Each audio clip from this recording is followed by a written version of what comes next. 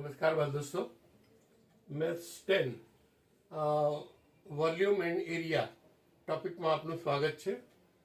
હવે અહીંયા એક સિલિન્ડર છે, એ ટોપમાં સિલિન્ડર છે અને બોટમની અંદર છે હેમિસ્ફિયર એટલે કે અર્ધગોળો, અને આ સિલિન્ડર એટલે કે નળાકાર.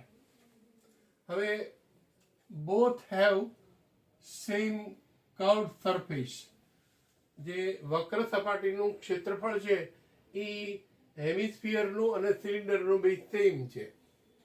એટલે સ્વાભાવિક રીતે આપણે find the roof ratio of radius and height એ ગોતવાનું છે.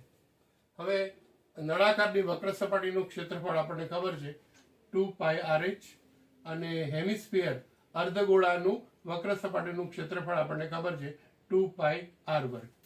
therefore 2π LHS RHS, therefore r into h is equal to r², therefore r into h is equal to r into r, therefore r h is equal to r, therefore h by r is equal to 1/1, ratio 1/1 same ratio છે.